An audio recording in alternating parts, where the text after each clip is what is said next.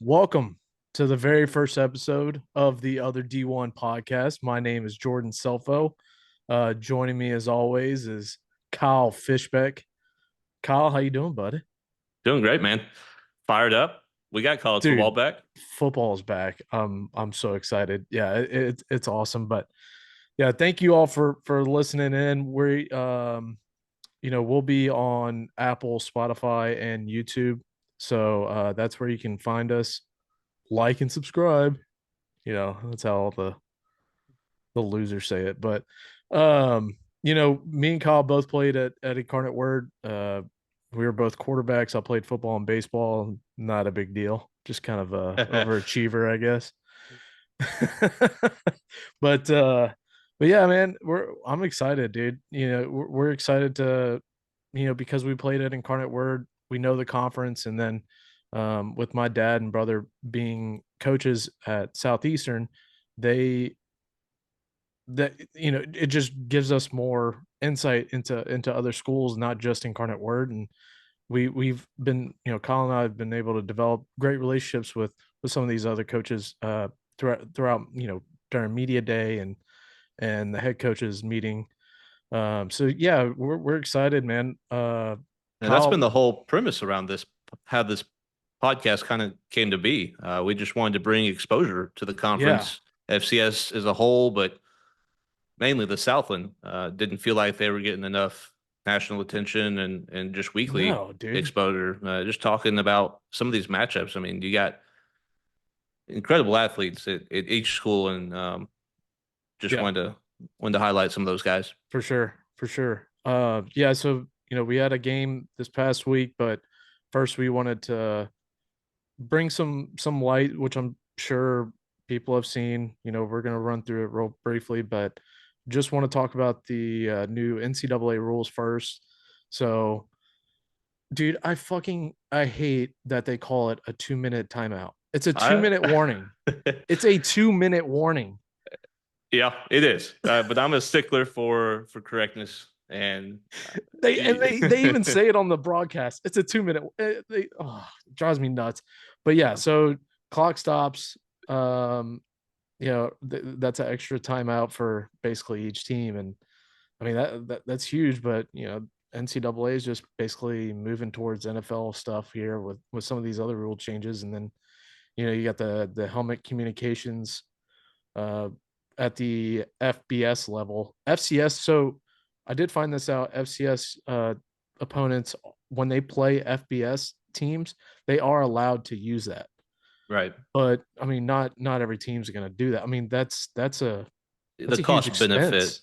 Yeah, I mean it's a huge expense for just one game or two games, at the beginning of the season. So when I was talking to my dad, because they have Tulane on Thursday, and they're not going to do it. I mean, why pay that much money just for one game? So, I agree. and then the horse collar tackle, that's enforced within the tackle box, not outside. I don't. That's not a big deal. Whatever. And then the sideline tablets. I think that's kind of that's a pretty big deal. I mean, and it's not just snapshots like the NFL. Right. Yeah. You saw it this past weekend. Guys on the sideline, it changes how you approach your adjustments on the sideline. Yeah, Just that much more intel. and I So, mean, it's a full video. That's what I think is really cool, because it's not like the NFL where it's pre-snap, shot and then post-snap. So I yep. thought that was pretty cool.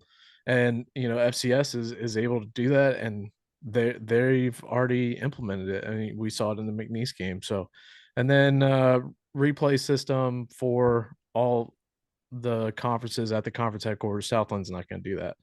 Yep. Yeah, I mean, they're not gonna. It's not gonna be like NFL's offices in New York, you Central know, location. No, that's not. calling in to say, "Hey, you missed this play." No, Yeah. I mean, you know how many salaries and shit that they gotta hire on for that. Yeah. They need So some help. I'll call in anytime. yeah. Oh, dude, we could call in whenever we wanted on any game, because the refs suck. The Southland needs to figure it out when it comes to referees. But And then lastly, sideline interviews for head coaches at the end of the first and third quarter. It's so stupid. I mean, coaches don't want to talk to the media. They hate the media. And so No, you're gonna get them to give a generic bullshit answer right. for what, 30 seconds? Not even. I mean, Yeah, it was so funny. I was watching I think it was a Georgia Tech game, and the quarterback got interviewed at the end of halftime, which I was like, okay, we're interviewing players now, like at the end of halftime. Like that's right. normally a post game deal. And he I think he said hat on a hat about four different times and two different answers. Yep. Yep. Hat on a hat. Hitting all the corporate jargon. There it is. I Uh, thought it was hilarious. So but yeah, that's all we got for the interviews, or I'm sorry, for the rules.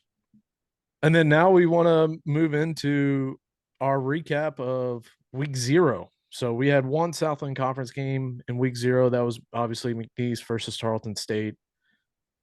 in Kyle, Stephenville, in Stephenville. we we got to talk about this. What are we doing at the end of the game? What are we doing? Before we even get there, it just looked like there was a lot of miscommunication going on with McNeese throughout the game. Well, They didn't dude, the first half versus the second half was like two different games. agreed. That first half, it didn't seem like everybody was on the same page. They were able to put a couple big plays together, or a big play to get them some points on the Yeah, in the first half. But that first quarter, that long touchdown. right, That kid is McDowell, he's good. Their running back might be even better. yeah, but that slot receiver, Jamal Levi, if I'm reading that right, he was he's a small dude, but holy shit, he's got some wheels on him. And then yeah, Clifton McDowell looks legit. And when I saw him at media day, I was like, holy shit, this is a big son of a bitch. And I mean, obviously you're a lot taller than me, but I was just like, oh my god, I wish I was your height and build. But yeah, he looks so comfortable in the pocket. Like, and that just comes with all of his experience. Like he's a transfer in from Montana. Montana, Yep. and he had a lot of passing yards there. I think he threw for over 2,000 last year with, I forget how many rushing, but 1,200 or so, give or take. yeah, I mean, and he had a good rushing game this game. Obviously had the miscue on the interception, but yeah, and then you know at the end of the game, you got the you got a timeout. What are we doing? Yeah. Just, you got 10 seconds left. Just run a quick out or something. Just throw a quick out, or if you're worried about interception or fumbled snap or whatever, just then run the ball. Run a little quarterback draw, run a quick handoff, and then hurry up, call timeout. You had 10 seconds. That play will maybe go 4 seconds, maybe, and then call your timeout. And then you got a closer field goal. And then worse comes to worse on the quick out. If you have incomplete pass and you're at the same spot. I'm I, with you. It was tough to watch because you're screaming to the TV. You know what should be done. yeah. Playing devil's advocate here, maybe Coach Goff was thinking, "Hey, let's go ahead and take this field goal attempt on third down with the timeout in our bag in case we have a fumbled snap. We can fall on it, call the timeout, and get another Yeah. try." That's the only thing I can think of there. No, I mean, that's a good call. I mean, yeah, but also, he might have thought, because they had a penalty on the previous play, they had to call And timeout to avoid the 10-second runoff, that maybe they thought they used their last timeout, and that was just a brain fart on their part. I don't know. But yeah, I mean, it came down to the wire. McNeese had a chance to tie it up at the end, so the final there was 26-23, Tarleton State winning. And I mean, Tarleton State, even they lost their starting quarterback in I was the gonna say, is yeah, it the second half? Was it third quarter or something like that? I can't remember. it may have been first And half. regardless, I mean, it was basically a tale of two halves for two different teams. We had Oh Tarleton yeah, looking great first half, McNeese making the comeback, and then ultimately not be able to convert uh, down to the wire. But yeah, yeah. Tarleton's got some athletes too, and then there are some rumors they might be coming to the Man, Southland we're Conference. hearing, folks. They might be coming. So be on the be on the lookout for that. I think that's going to happen next year, is what I'm hearing. So, but yeah, I mean they're ranked 21 in the country right now. I'm sure they'll go up a little bit after this week. We'll get some top dogs who lose, uh, but yeah, that's it. That's all we got for the recap. There's only one game. I can't stop burping.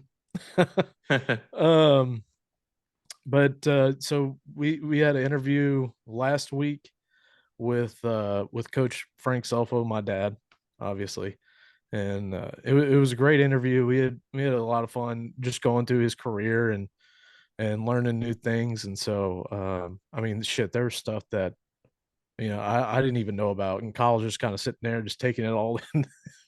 Yeah, I mean, all the coaching experience he has. I mean, all the stuff he's forgotten Oh in a yeah, lifetime is I more than know, we'll ever know. So I know. It was great awesome. interview. So yeah, let's kick it to that, and we'll see you on the other side. Very first guest of the other D1 podcast. He's entering his seventh season as the head coach of Southeastern Louisiana. They play their first game on Thursday, August 29th at Tulane at Yeoman Stadium, kicking off at 7 p.m. Welcome, Coach Frank Scelfo. Dad, how you doing? Thanks for joining us. Hey, doing great, man. It's my I do a lot of podcasts, but this one's kind of unique for me. This will be fun. Yeah, I mean, I'm your son. This is weird. I know. You've been Like drinking already I've today? never interviewed my dad before. So yeah, Yeah, this is well, we weird. did it at media days. We did that at media Yeah, days. So we yeah. had that time. Yeah. Well, It's the same. I don't trust the media, so let's go. yeah, that's true. Well, and we have obviously have Kyle Fishbeck joining us as well, and let's start here. Who's your favorite son? Either up and coming podcaster or the offense coordinator for the team that you're currently a head coach at? Better Yeah, question: what's who's the that, better Kyle? athlete? Well, yeah, that goes both ways too. Uh I think you got the edge a little bit today with the podcast. I'm kind of fired up about this thing, but practice and game day, Anthony's got the edge. Yeah. Yeah, and then what? Plus, he's got Giovanni, Sal, and Alessi. So you Jesus. got nobody right now. Yeah. Yeah, thanks for rubbing it in. But answer Kyle's question: who's the better athlete? Well, Anthony was the better. obviously not. Obviously now, yeah, Yeah. Anthony's got the No, edge on me. no, Anthony was a better athlete. You had a better arm, but he was more athletic. Okay. He was faster. He swung the bat better. Yeah, Uh, I'll give you yeah. that. Both of y'all sucked at basketball. Oh, Uh, terrible, terrible. Yeah, both of y'all are terrible in basketball. Football and baseball, like I said, you had a better arm. He was a better runner. Uh, Baseball, he hit for more power. You were a better pitcher. Yeah, I'll take it. Well, Well, that's what it is. I mean, yeah. I'm a good evaluator. Calling it like he sees it. Yeah, I had two awesome sons that played college football and baseball, and we're good at both. Yeah. Well, so we just kind of want to dive deeper into your career as a whole, and we'll get to the upcoming season. But you know, going back to your start, you played baseball in college. Like, how'd you end up being a football coach? You were a baseball player, and then you just make the jump to football. Like, how did that happen? Well, it's kind of like everything else. I'm glad my cardiologist, he probably wasn't a cardiologist when he was in college either, right? Thank goodness. I mean, after a while, you start doing something, you get to become pretty good at it. And, so when I got out of my dad, your grandfather was a high school football coach, and he was also a high school baseball coach. And then when I got out of college, I was coaching football and baseball. I was the head football coach and the head baseball coach at a little small school. Man, that went on for a few years. And then when I got to Texas, probably year 8 or 9, then I took the offensive coordinator job at a high school called Chapel Hill High School in Tyler, Texas. And the baseball coach was Where I already was born. Yeah, that's where you were born. And they already had a baseball coach, but you had to have 2 sports. So the only one available was golf. So I started coaching golf. So I coached golf for 3 years at Chapel Hill. And How did I not know this? well, because you never asked. Are You're always you busy kidding me? living You your coach golf? Yeah, for 3 years, men and women's golf. And Let me guess, you taught history?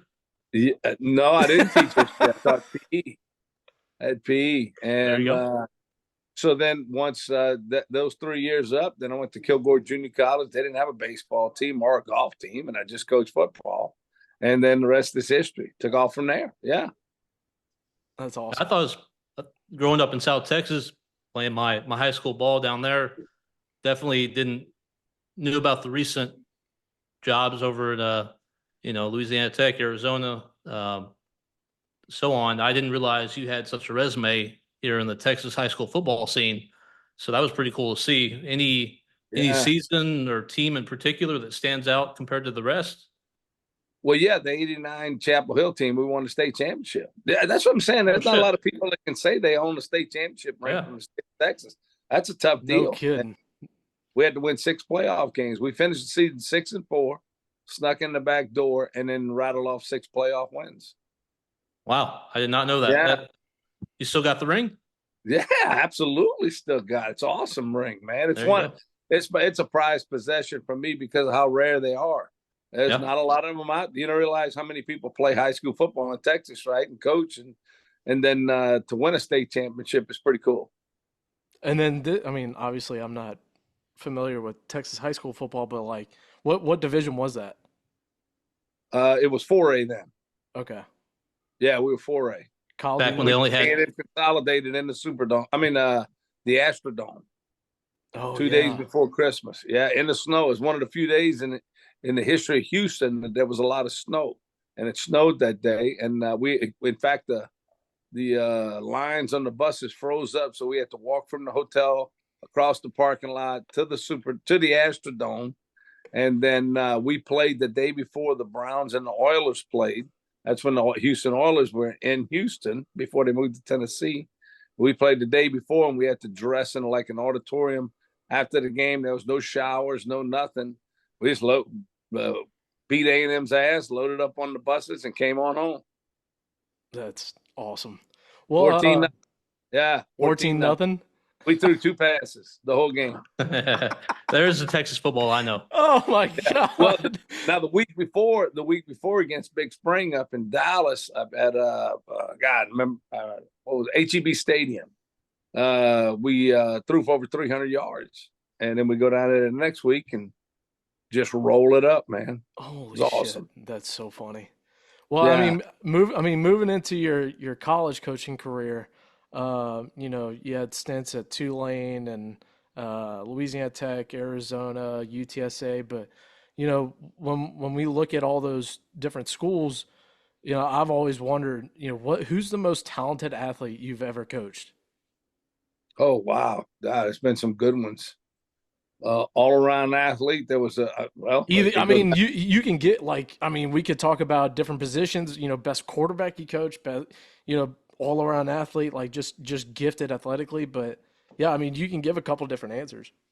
Yeah, I think probably the best all around athlete I've ever coached was a guy by the name of Jeff Granger at Orangefield High School.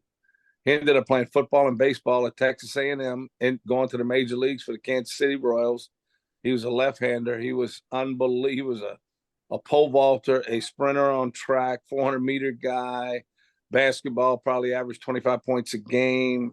Struck out 21 in a game one time against Kuntz. I remember that. I mean, how do I remember that stuff? I remember that stuff. But he was an unbelievable athlete. And like I said, ended up going to Texas A&M and left after his junior year with the Kansas City Royals. Got drafted then and then played in the major league. So he was probably the most gifted guy. One of the best quarterbacks I've ever coached, not many people ever heard of, was Billy Don Malone.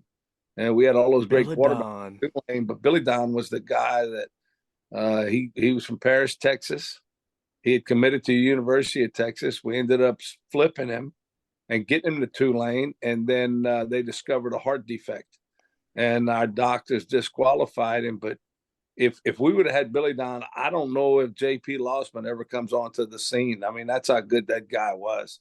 And he ends up going. He ended up playing at West Texas A&M. You can look him up. I don't know how many yards he threw for, but it was a boatload of them. And I think if he would have been at a place, a Division I program, I think you'd see Billy Don in the NFL for sure. That's insane. So Yeah, Kyle, for your reference, J.P. Lossman got drafted by the Buffalo Bills, right, Dad? Yeah, 18th pick, I think. 18th Yeah. or 19th pick in the first round. I mean, he was a stud. They won the Hawaii Bowl at Tulane, and Yeah. Was this the year y'all went undefeated? No, that was that was we had Sean King. Yeah. He was a second round pick of the Tampa Bay Bucks. The next quarterback, the guy that backed him up was Patrick Ramsey. He was a first round pick of the Washington Redskins. The Patrick's backup was J.P. Lossman, first round pick of the Buffalo Bills. His backup was Lester Ricard, who ended up signing free agent with Carolina. So we had a string of 4 quarterbacks over a 10 to 12 year period. All 4 went to the NFL, 2 first rounders and a second rounder in Sean King. We had a good run at it, but I'm telling you, the best of all of them was Billy Don. Yes, absolutely. The run, throw, Texas strong, man, country strong, from Paris, Texas. And with your stint out in, we talk about NFL quarterbacks. You obviously coached Nick Foles over at Arizona. How was it coaching a guy like that? I mean, he ends up becoming an NFL MVP. We just heard his retirement. So congratulations to Nick there. And yeah, how was coaching Nick? Oh, he was awesome. You got to remember, Arizona never had a quarterback get drafted to the NFL. University of Arizona never had a quarterback get drafted in the NFL. I did not know they that. had a quarterback back in the 60s that got drafted, but he didn't get drafted as a quarterback. Nick was the first guy to do that. But on that team, we also had Tom Savage, who had a few years in the NFL at Houston, and then Matt Scott played for us in Jacksonville for a couple of years before leaving and getting out of the NFL. So we had a talented quarterback room there too. I mean, we had some good players, but as far as Nick was concerned, he was just. I've always said he was a special guy. He was such a special person, and I think that's what allowed him to be so good as a quarterback. I got there before his junior year, the spring of his junior year, and basically he and Matt had we had to find out. That's what Mike Stoops was the head coach in, and he told me, he said, find us a starter. I got to have one of these guys got to be the starter. I want one. I don't want to play 2, and let's find one and get settled on him. And we ended up going through spring, and it was close, but then Nick just started pulling away, and I think he kind of matured and grew up and knew what he wanted to do. And he ended up taking it and running with it, had a really good junior year. We ended up going to the Alamo Bowl. And then the next year was not a good year for us overall as a program. And that was Nick's senior year. So, and then he became a 3rd or 4th round. I forget. Do you remember? I think he was 3rd or 4th. He was a 3rd rounder. Yeah, with Philadelphia. Philly. So, to Philly. Yeah. Kyle, we had the chance to. I was to say we had the chance to meet Nick. He came to a UIW practice when you and I were playing, Jordan. Yeah, did you know that, Dad? When Nick came in for the spring game? Yeah, Nick came in for a spring game, and then he's already in the NFL, and he's hanging out in the field with us after the game, and everybody's like walking up like, holy shit, it's Nick Foles. Like it was, and then obviously I knew him through you, and we became good buddies. And so I just thought it was a normal deal, but everybody was like, oh my God, let me get a picture. Let me get a picture. It was so fucking funny. Well, you and Nick were always big buds. Nick was like your big brother, Yeah. And, for sure. Y'all only like 3 or 4 years apart. And when he came to live with us that spring, the only reason he could live with us, when he worked out getting ready for the draft and stuff was because you had taken off and gone to college already. So Oh, you that's were going. right. Yeah, he was staying in my room. Yeah, exactly. Him and David, David he ended up signing with Tampa Bay and played for them for a few years. He had a nice little career. Yeah, But David Douglas, a receiver. yeah, David Douglas, receiver. And so Nick, that's when Nick called and he says, "Hey, can you train me? This guy I've been training me out in California sucks." He says, "You mind training me this spring?" And I said, "Absolutely," because that's the year I took off. I took a redshirt year that year. And that spring, he said, "Would you train?" And I said, "Absolutely, man. Let's go. We'll watch some film. We'll get out on the field. We'll do a bunch of stuff." And then, and I said, "All right, what else you need?" And he said, "Well, when we moved out of the house, we don't have a place to live. I need a place to live." I said, "You got to be kidding me."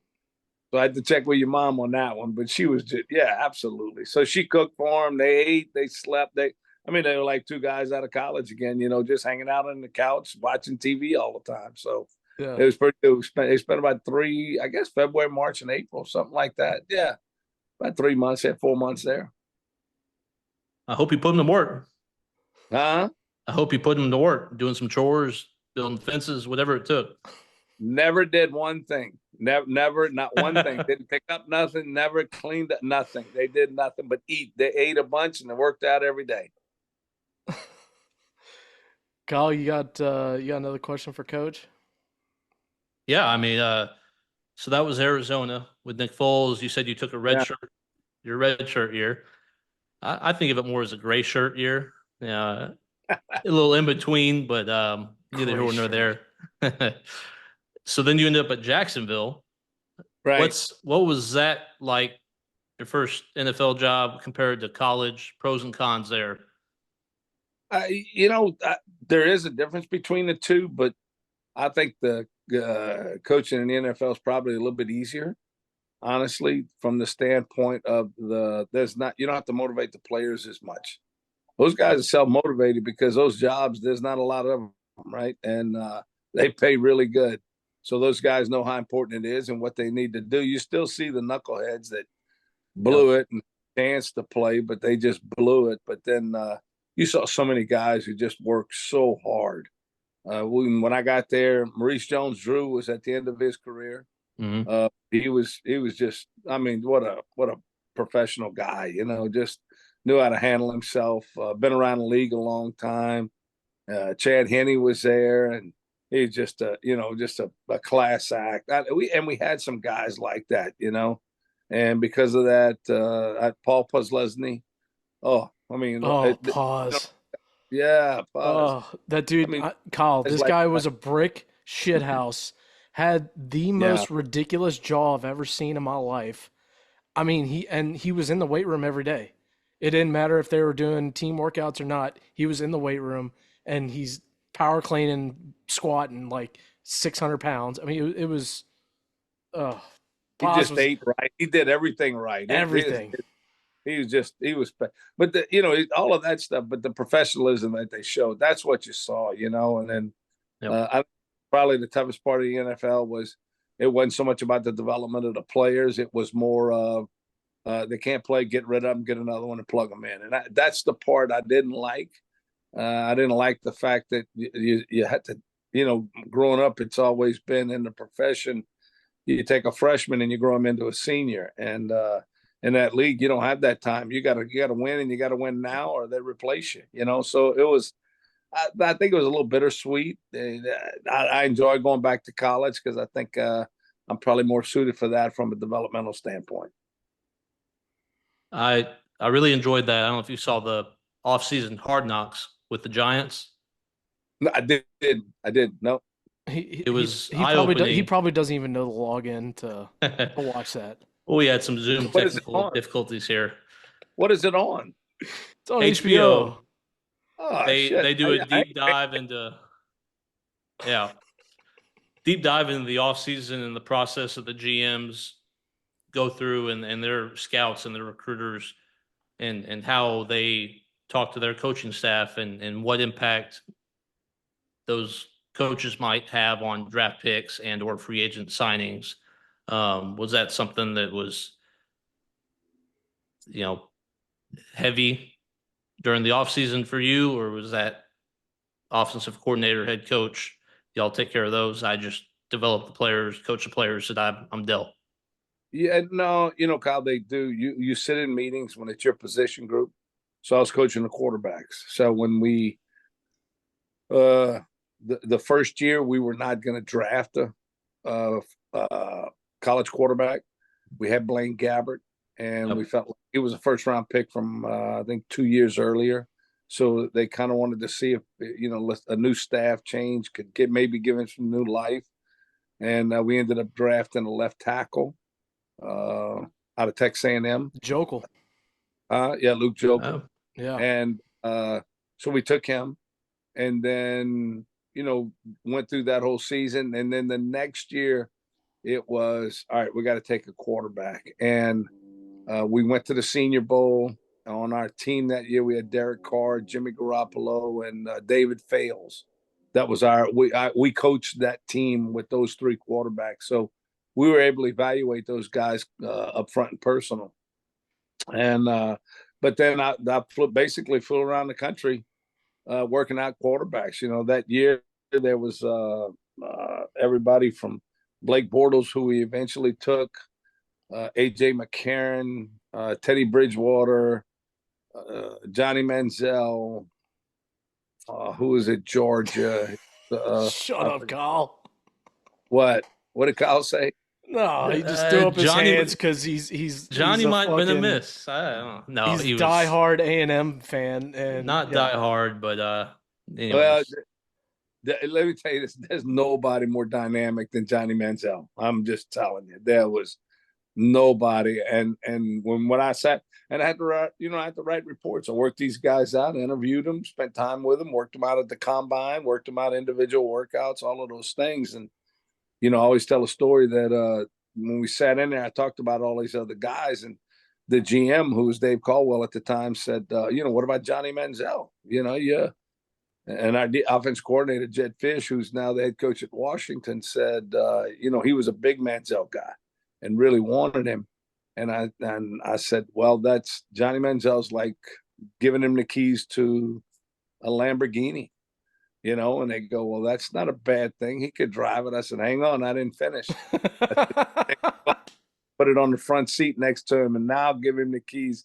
And he's 16 years old. Now let him go. And I said, because you're either going to win a race, you're going to crash on the way, because it ain't going to be a smooth deal right there now. So, but I don't think there's, and really when you look back, the dynamic personality player that he was, he got derailed. Obviously we all know the struggles in the story, but he was so dynamic as a player. When you watch film of him and go interview him and spend time with him, oh gosh, he was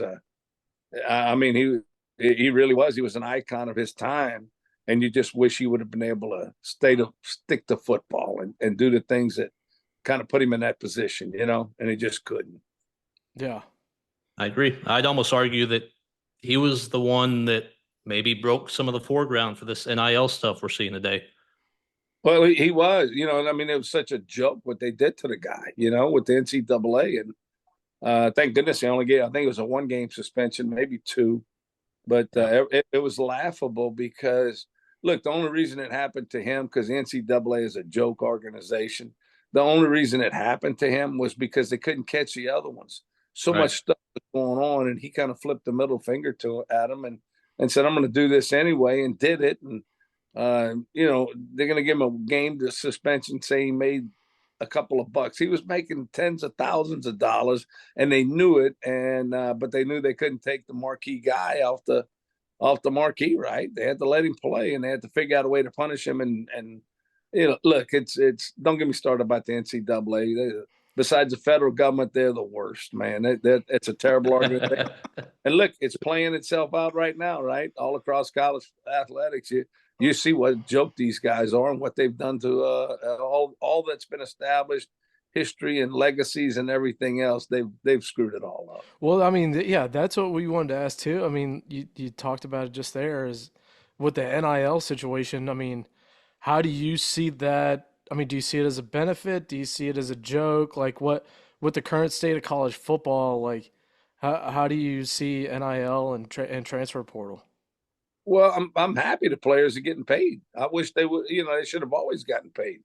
The colleges and universities are making money hand over foot. They're paying coaches a lot of money, good money. It's not like guys are working for cheap. The guys are getting paid good money, and the universities are making millions upon millions, and then the TV revenue that's pouring in, and the Right. players are, they weren't getting anything. So I always did think it was wrong. And 25 years ago, the NCAA could have stepped up and said, you know what, we're going to start giving y'all some stuff. We're going to start letting you have more than a scholarship because of the amount of money that you're bringing in. But they were too hard headed and stuck in their ways, and they wouldn't do that. And that's why they've lost every lawsuit they've ever participated in. And it just kind of makes them look like, you know what, y'all are idiots. You guys are just flat out stupid. And they are. And that's what happens when pretty smart people make really stupid decisions. And that's what those people that were in charge. And, so I'm all for the NIL, the transfer portal. I got mixed feelings on. I think sometimes we allow, they can talk about coaches having a chance to leave every chance they want. They do. But there's a buyout. So you got to pay back a bunch of money. If I just walked up and left here, tomorrow, I'd have a bunch of money I'd have to write a check for. I just think that sometimes players, when people find the easy way out, not necessarily players, people find the easy way out. And the transfer portal allows that when it's unlimited, like it is. And the courts are ruling on that now. But that when it's unlimited, when they hit a tough road and they're not starting or not playing enough or not getting the notoriety that they want, they can just up and leave and go somewhere else to what they think might be greener pastures. And I look down, Jordan, I look down the road 20 years from now. We got alumni groups here that it's pretty cool to see guys who played 25, 30 years ago get together for a reunion. And you see the camaraderie in the group. That's 30, 40 guys. And, they get together a championship team. Well, if you played at 3 or 4 schools, where do you go for alumni day? Who do you where who do you spend time with? You and Kyle were roommates for how many years? I don't, Yeah. but you guys are friends. I mean, y'all at each other's wedding and stuff like that. Well, I don't know if that's going to happen to as many people anymore. I mean, with the way that there's so much the transfer portal has opened up the doors, and I'm not saying it's bad. I do think it's good. I just think it needs to be maybe just reeled in a little bit. Yeah, it needs to be regulated. I mean, go ahead, Kyle. You have a thought. Well, I was to say we went from one extreme, no, no money, no notoriety, to the complete opposite within a day or two, and now people are realizing, hey, we need to put some guardrails on this thing. It's Well, getting out of hand. yeah, and the fact that like a player can literally transfer every year he's in college. I mean, that doesn't make sense to me. Yeah, they can, but it's even worse than that. All this hit the same time. Kyle's right. Transfer portal, the NIL, COVID hit. They were granted a 6th year, and a lot of players, a lot of younger guys got hurt, and because of that, especially younger high school players coming out, there wasn't enough scholarship for them, and a lot of people got left out from that standpoint. And I think that's where that was an unintended consequence, but it was one that the NCAA could have avoided a long time ago. Mm-hmm.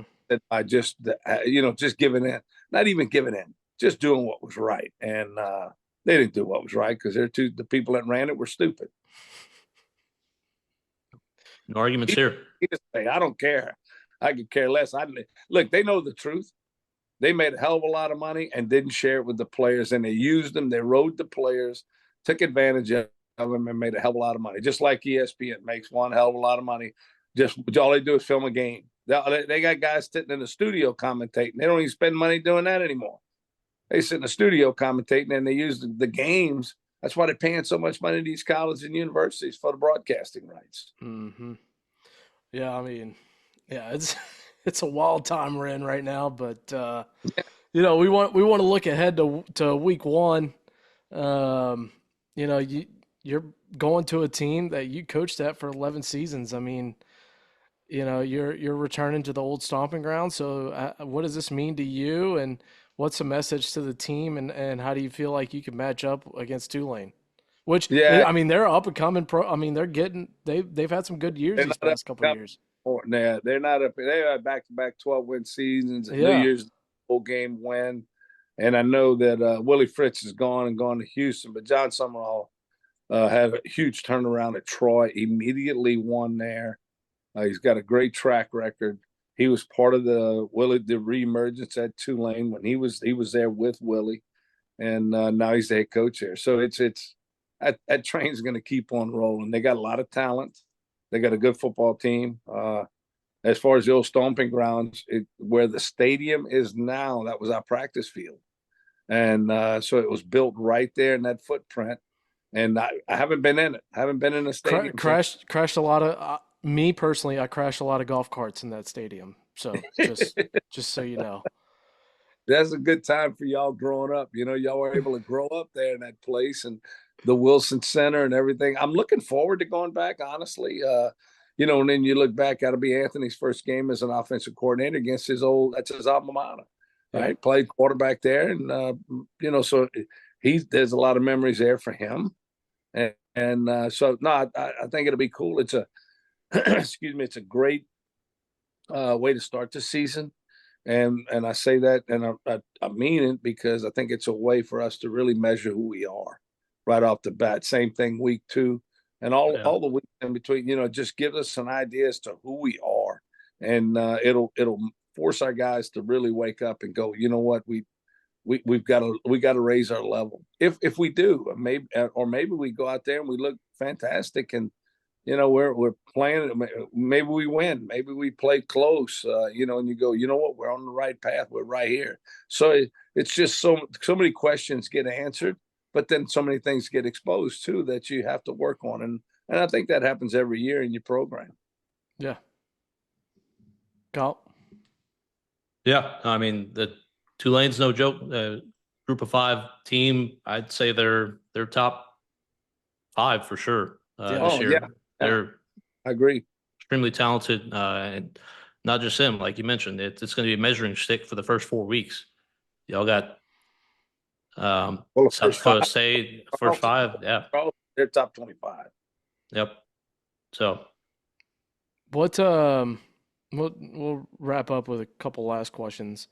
You know, quarterback play. Obviously, it was kind of it was. I'm not gonna say a question mark, but it was inconsistent last year, right? I mean, you had 2 guys. Use it right. We didn't use. We should have done a better job with that, you know. And I didn't handle it right, and you know, it was some injuries, nagging injuries, and things like that. We got it. I think you always got to play to your strengths. You got to do a self-evaluation to make sure that you're using that position the right way, just like you do really every position. You know, if you don't have any running backs, you can't sit there and pound the football, and you don't have any receivers, you can't sit there and throw it all day. So I don't think necessarily we did a good enough job with the evaluation process and really running our game plan through our players that we needed to run the game plan through. And because of that, we didn't see the results that we wanted to see. Yeah. So what are we expecting this year when it comes to the quarterback? Yeah, I think, you know, when you look at Eli Sawyer, he's been here, right? He's been in a program. Everybody knows him. And we got a couple of younger guys who came in. Damon Stewart transferred in from Alabama State, and then Tanner Murray transferred in from Butler. He was at UTSA initially out of high school. And so all 3 of those guys are going to be, you know, and that's the crazy thing. You know, you look around and you go, we're just going to play one quarterback. Well, one quarterback's not going to last the whole year. They're going to get beat up, and you better have somebody else take their place. You know, you better have a backup in there, and you got to give them quality reps throughout the course of the season for them to be ready when it's time, because they're one play away from being the starter. So I think when you look at that, and we feel comfortable in there that we got 3 guys that we feel like can go into a game and win for us. Well, yeah, I mean, in competition creates, you know, better gameplay out of those players. I mean, they're fighting to compete to keep their jobs, right? Yeah. Yeah. Well, you know, look, we had Patrick at Tulane. J.P. Lawson was a backup on the bench for 4 years. You know, it wasn't until, or 3 years, excuse me. It wasn't until his junior year that he became a starter. And there were times during his freshman and sophomore year, he was like, "Wait, I know I can play." Well, you can, but we got a pretty good guy in front of you that's playing right now. And I used to tell him, I'd say, "How good?" He said, I know I'm better than him." And I said, "I'm not saying you aren't, but that guy's going in the first round. So you're not better than him right now, but if you keep working, you can." And sure enough, and 2 years later, he was in the first, and it's in the day of the transfer portal now. I don't think JP ever would have finished his career at Tulane. I think he would have transferred out, found a place for him to go play, and would have been a starter there. But we were fortunate that wasn't the rules then. But he was able to grow. He was able to develop, sitting on the bench, learning from Patrick. But we used him too. He played. Patrick didn't play exclusively. JP played sometimes, during the course of a season. He played in some games, and then I remember Patrick got hurt against UAB, split his finger, and was out for a couple of games. JP came in and played. Same thing happened in Arizona. Nick got hurt his knee, was out, missed a couple of games. Matt Scott came in and played, finished up against Washington State, beat UCLA at home. I mean, it was those things happen, and you better have somebody else ready to go when it happens. Yeah. Kyle, you got anything else for Coach Scelfo? Yeah, I mean, wrap up here. My last question would be, is Southeastern your last stop, or do you have your eyes set on maybe something bigger if the Saints come knocking, or something of that caliber? What are your thoughts around the rest of your career? Yeah, I got a nobody's home sign on my door. How about that? No, God, I came here and I really wanted to take this thing to a national level. And we were able to be in the top 20. There were only 3 teams that spent 4 years in the top 25. And it was us, North Dakota State, and South Dakota State. And we fell out of it last year. And I was really disappointed in the season last year. But we went to that string, went to the playoffs 3 out of 4 years, and really played in the postseason all 4 years because we had a play-in game against Southern Illinois during the COVID season. And so we went really when the postseason for 4 straight seasons. And I think we had some national recognition. We had some people that, picked their heads up, looked at us and said, "Oh, this is legit." And it allowed us to get these games. It allowed Eastern Washington, who's a national perennial powerhouse, has a great history, to say, you know what, it would be valuable for us to play Southeastern because they do bring value to the schedule when it comes to strength of schedule and notoriety if you do beat those guys. For South Dakota State to play us in a home and home, same thing. They don't need to play us. They will fly in and then you play us and then you go on home. We're not coming down there. But they saw the value in that because of the success that we did have. And when you look at those things, you go, all right, good. Well, I want to continue. I want this thing to grow and do it all over again, except go do it bigger.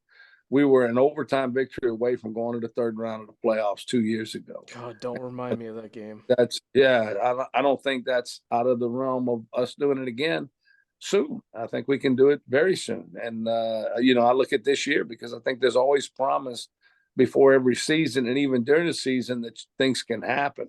I know that year we started off, we lost 2 games, played really poorly against a Lafayette team, and then going down to Boca Raton against Florida Atlantic. And then we just got on the run after that and won 9 out of our last 10 games. And, so when those things can happen, you can get on those runs. And if you feel like you got enough confidence in your team and there's enough talent there, you can get those things done. So, as far as it being my last place right now, that's the plan. I don't plan on going anywhere else. I plan on staying right here. But if somebody has a big checkbook and they come over there, I'm taking money and running. How about that? Any coach, you and Coach O, huh? They lying to you, okay? So don't let any coach tell you, "Oh no, I'm never going to leave here." That's bullshit. They're going to leave as soon as they get money and they're out of there. So I think it's I got a good place. This place is we got a great president. He's supporting us financially. The community supports us. We got a great place to live. I like living here. So I've made some really good friends, some lifelong friends. And like I said, I want to see this thing through, and I want to see it go and even higher than what we've been doing. Yeah, I mean, look at the A&M baseball coach when you talk about Yeah. the check. Yeah. He's talking shit right back to the media, and then the next day he's taking the job for UT. Like, well, you know him, Jordan. He was at Tulane with us. You Was he remember that? really? Jem Schleissnagel was at Tulane with us for like, I don't know, That's 6, right. 7. Yeah, he's a very good friend of mine, and I was happy for him. He had such a great run at TCU, and Texas A&M opened up the bag, and then he had a great run at Texas A&M, and then here comes Texas with another bag.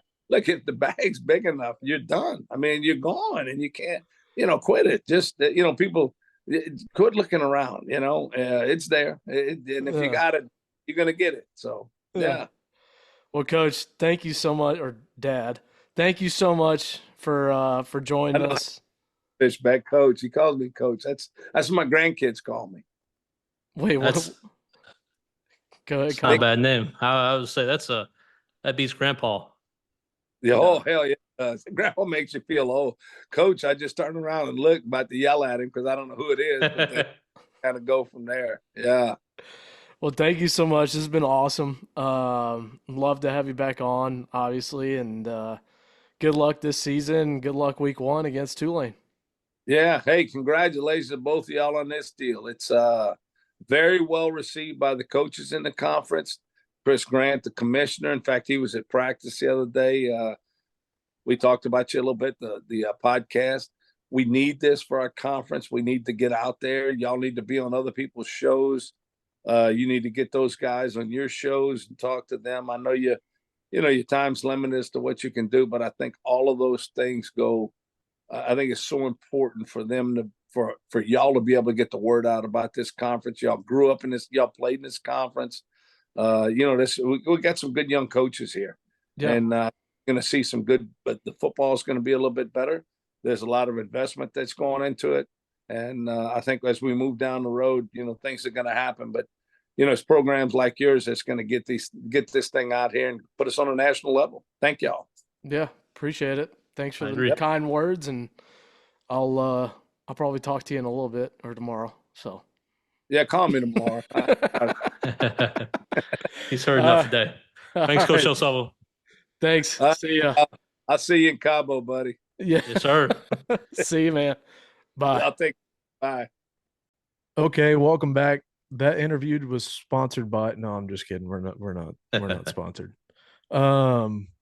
So yeah, that was a great interview with Coach Scelfo, and it was a lot of fun. So now we're gonna go right back to his team and get on with our week 1 preview. So first game we got. So we have 3 Thursday games. First game is Southeastern at Tulane, kicking off at 7 p.m. down there in Nolens.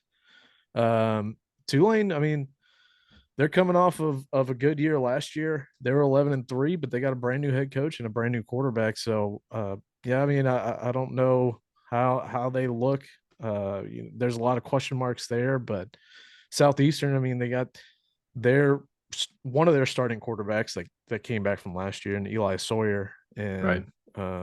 yeah, and then my brother is his first year as offensive coordinator, so I feel like that's going to be a completely different offense. I mean, it's going to be cool to watch because I mean I think Southeastern has a good shot at this, especially the spread's 26.5 as we were recording for Tulane.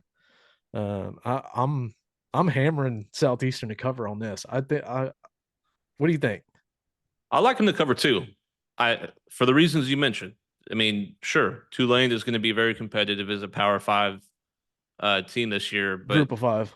Group of 5, excuse me. Yeah. But new head coach, new quarterback. I mean, it's going to take some time to gel. I mean, we saw that with McNeese. It took him a half to get comfortable. Get a good flow, right? Right. So I like Southeastern to cover. And you mentioned your brother, now the OC. New Yeah, offense. I got a question there. Is that a completely new offense they're putting in, or is he putting just his twist on things? so they're going to keep a lot of things pretty similar. I mean, with a quarterback that you have, I mean, Eli was playing as a true freshman, so Yep. And he had the same offense that entire time. I think this is his junior year.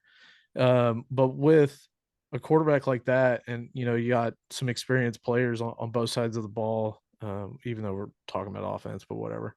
But you don't want to change it up completely. You don't want to just come in and throw in a brand new offense. So they got a lot of similarities, but they did change some stuff up. I mean, you got to, if you want to be successful, just to, I mean, shit, even if you got a offensive coordinator, even though we didn't have one who liked to change things up, fucking 26 power every play. But Hey, don't give away the playbook now. but I mean, like if to be successful, you have to adapt and overcome and play to your strengths, right? You have to put in an offense that really highlights the strengths of what skill set you have. If you only have a couple good receivers, then run the ball if you got a good running back, right? So stuff like that. But yeah, I mean, to answer your question, he changed it up, but not drastically. Gotcha. So yeah, that's gonna be my stamp of the week. I'm stamping it. Give it the stamp of approval. Stamp of approval. I'm hammering Southeastern to cover. So I feel good about it. Might be a little biased, but who cares? Moving on to the next game, we got Northwestern State at Tulsa up there in Oklahoma. Tulsa's, I mean, they're coming off a down year, 4-8 last year in the American Athletic Conference, the AAC. Yep. But shit, Northwestern has a brand new football team. They got literally a brand new football team. Yeah, I mean, that was a huge tragedy that happened last year with that DB getting killed, and they forfeited the rest of the year. I mean, understandably, right? I mean, that's it's got to be tough on everybody. And so Coach McCorkle's coming in basically with a brand new staff, brand new football team, and I think they're going to surprise us. I don't think it's going to be I don't think it's going to be too bad. Obviously, this is a money game, so Tulsa's probably going to win this one. We don't have the spread yet on this one. Vegas likes to drag their feet and not care about FCS football, but yeah, I mean, Tulsa's, let's just call it what it is, right? Yeah, it's a money game. You have to go get paid as an FCS team. It's what keeps these programs afloat. Yeah. But new head coach, new football team. Go up there, get tested. Yeah.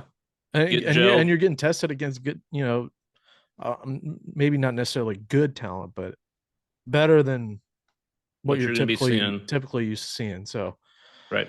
Yeah, well, I mean, we'll see what happens. I'm excited to see that. And Coach McCorkle even told me that, this game was scheduled before he even came in. I mean, most of these money games, they're scheduled years in advance. Yeah, at least.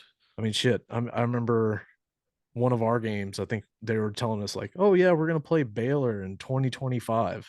Yeah. And we're sitting there in 2015. I'm like, okay, why even announce it to any of us? Because none of us are gonna be here. Right. Like, this is just a money game for y'all. Not to mention it never happened. So yeah. Yeah. So and then moving on to the next game.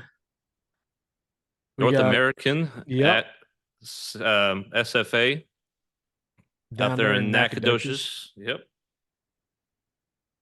SFA kind of struggled last year. Yeah, they had a down year. Yeah.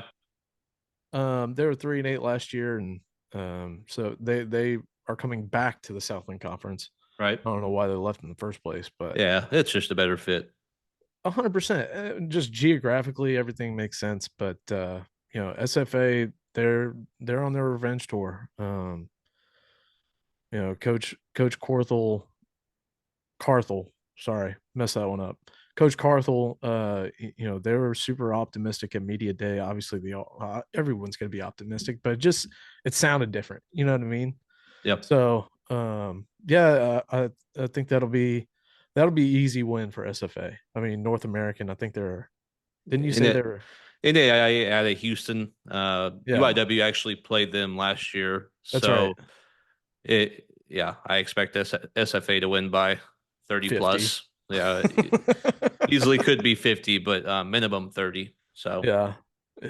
I mean, the only thing I know about North American is that they got a cool name. So yeah, it'd be better if they were like USA University or something.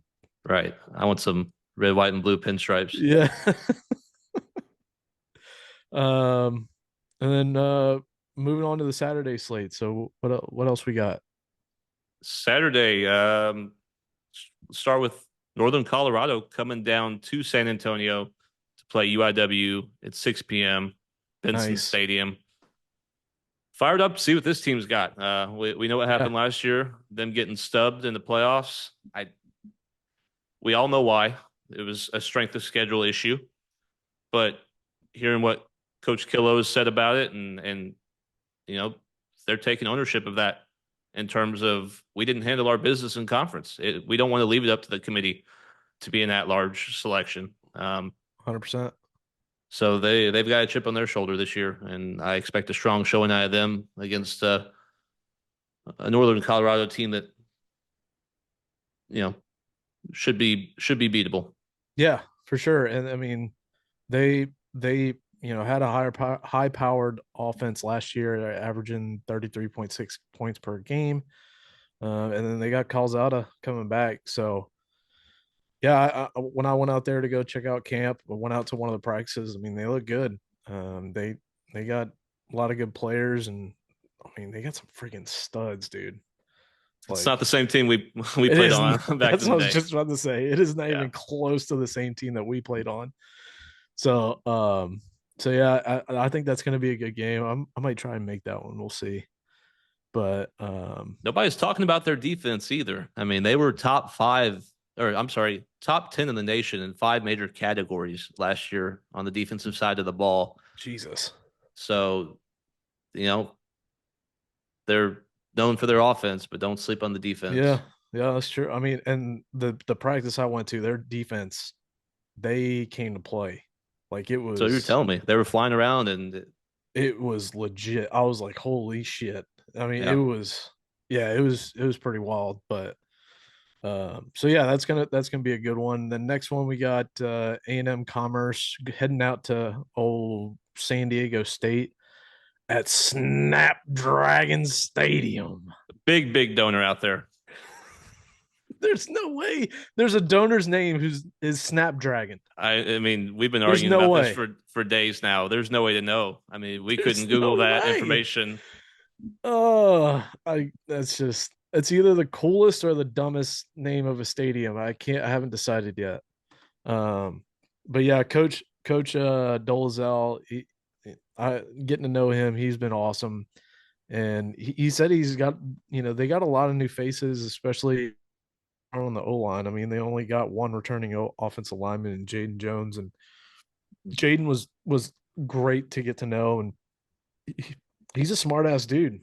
Like I think he's studying to be a nurse practitioner or something like that. So it was just cool getting to know him. And then obviously Brandon Tucker, he's on the Reese's Senior Bowl. Yeah, the Reese's Senior Bowl watch list. So he was cracking me up, dude. He was like, because I think they had to stay an extra night during media day, and he's like, "Hey, so you coming out with us? You gonna stay and hang out?" I'm like, "No, I'm going home, dude. Like I got work tomorrow. Like I'm an old man. I can't just sit around and fuck around with y'all." So yeah. But yeah, and then Coach really highlighted the receiving core. He said they're gonna have a damn good receiving core this year. So that's gonna be fun to watch. I mean, obviously this is another money game, but we'll see what happens. It'll be a good test for them, and just to kind of get a gauge of where they're at, with all these new players. But that's the key with all these FCS schools playing these money games, playing better competition. Just go out there, get a chance to gel, find out what works and what doesn't for your squad this year. Yeah, 100%. Just go do what, like, focus on you. You don't need to focus on the opponent so much. It's focus on you. Do what you need to do correctly each play, and then that'll keep building throughout the season. So, yeah, we'll see. Next one, Lamar going to Bobcat Stadium to play Texas State. 7 p.m. kickoff there.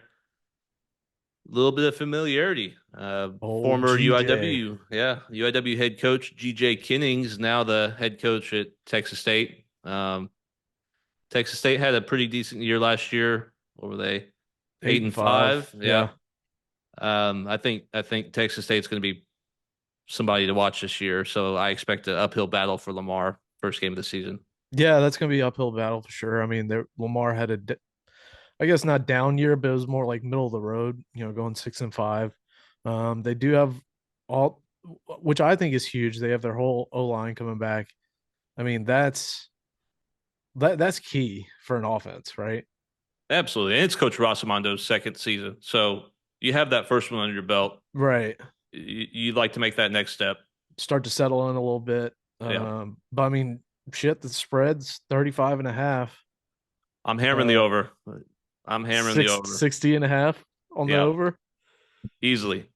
I mean, We'll Texas see. State might score 50 alone. Lamar, they put up 20. There you go. I mean, yeah, that's good math. Yeah, that works. I'm just saying it's going to Are you be stamping it? Are you stamping it? I'm gonna hold off. I'm gonna hold off on Okay. my stamp. All right. All right. So I got one stamp. Kyle has 0. But yeah, that'll be a good game to watch. I'm excited for that. And that's, for Lamar, that's, yeah, that's probably a money game. Like they're probably getting something from Texas State, but Yeah. it's not like it's that much bigger of a caliber of opponent, if that makes sense. You know what I They mean? Like like they're not going over to LSU or something like that. You with know what I all mean? these teams, they're playing. There's athletes at each position that can hang with these guys. It's can you put it together for 4 quarters and hang with Right. these But teams?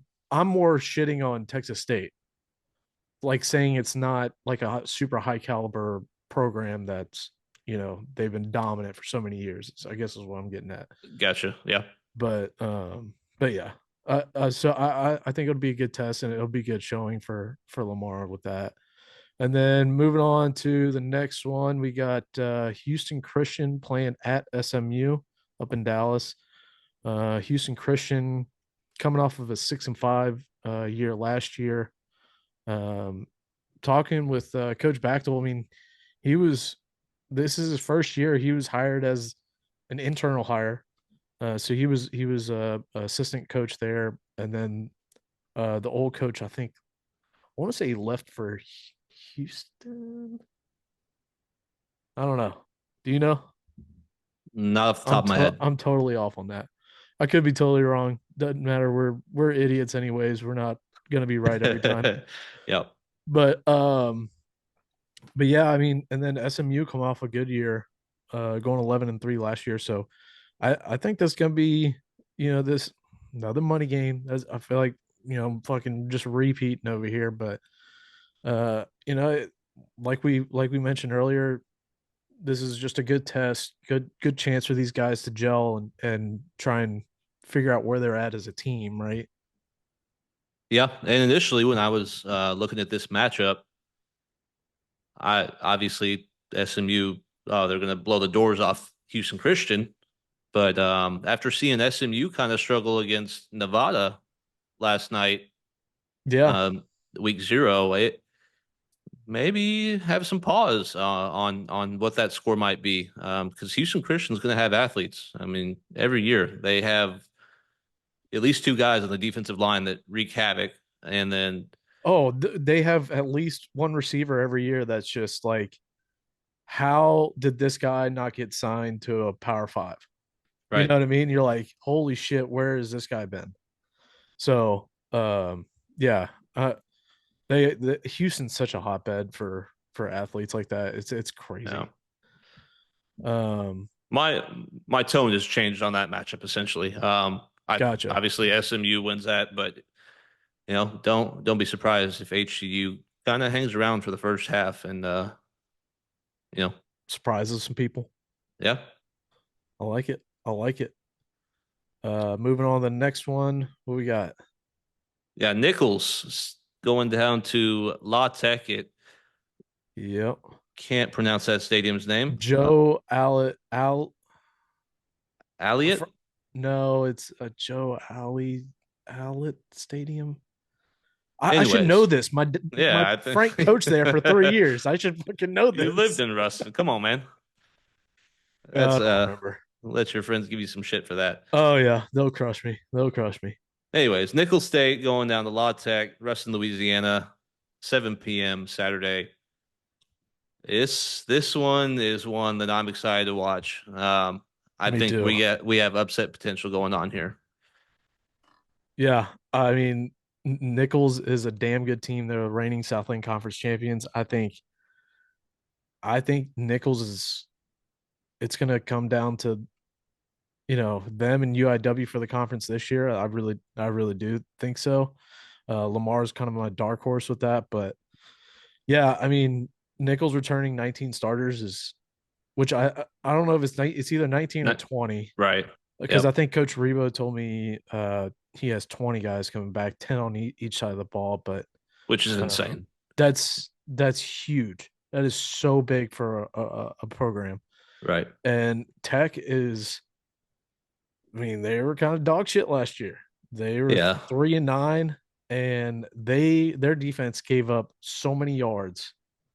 Yep. I mean, it was crazy to see. So yeah, I think I'm with you on the upset alert on this one. We don't have a spread as of the recording, but I'm going to go ahead and give this my stamp. Oh, I'm taking Nichols money line. oh, We're coming out the gate strong to start the season. oh, Give me Nichols money line, baby. oh, I love it. I love it. Let's ride. Let's Cowboys, let's ride. Oh yeah. Or no, Broncos, let's Yeah, ride. Broncos country. So cringy. Oh, Jesus. All right. And then wrapping up our week one slate, we have McNeese playing. They are at home against Southern. Southern is one of those SWAC schools. Has an unbelievable band. I can't wait to see highlights of their band just killing it. Um, but yeah, I mean Southern, they were 6-5 last year. So they're, middle road team. And then, but I mean, shit, with McNeese having that game under their belt, they're kind of with a new quarterback with Clifton, they're already figuring out stuff, right? So, Yeah. so that, You get an yeah, go early ahead. jump on those. You get an early jump on gelling, like we've been talking about, Yeah, and so those first half hiccups might not be there as much for McNeese. right. So yeah, after seeing the week 0 matchup against Tarleton, I'm leaning McNeese to pull out the win here. Yeah, I think so Um, too. yeah, like we mentioned, McDowell just he looks like he's on in a different gear than some of these other guys, and Yeah, he looks so comfortable. Like his feet aren't going. You see those quarterbacks where their feet are going crazy because they're jumpy, they're herky jerky, they're you know leaving your first read going to the second read too fast. Like he looks like everything's just so slow to him that he can just pick things out and just it was cool to see. I was just like, God damn. I mean, where there's trouble, he's out of the pocket and making Right. 15-yard runs. So Yeah. um, Um yeah, so that wraps up our week one preview. There's a couple other games we wanted to touch on though. That I think I'm gonna put a stamp on this one. So we have North Dakota State at Colorado up in prime country. I think I'm gonna stamp North Dakota State cover. The line as we're recording is 9.5. I'm okay, uh, uh, uh, we fuck going it, fuck it. I'm stamp. doing it. Stamping, stamping, stamping, stamping. I'll take the spread with you. I'm not going to give it a stamp, but I expect a close game there. I mean, there's been some off-season jawing between those two teams, so Well, I mean, um, like Colorado, they probably think, oh yeah, North Dakota State, they're FCS school. We're Colorado, we're gonna run all over y'all, but they need to watch out now. I'm just saying. And then obviously the Montana State game that happened. Um, week 0. yeah, what was the final on that? Montana State, who should not have won this game, ended up pulling it out 34-31. Oh, that's right. Yeah, that was fourth quarter comeback. that was wild. But they were favored by 14 at one point. Yeah. Which was incredible. I think one of the second largest spreads. It was like the second largest FCS favored spreads over a FBS opponent. Right. Yeah, that was wild. So that was a good game to recap that. And then South Dakota State, I think, is they got Oklahoma State.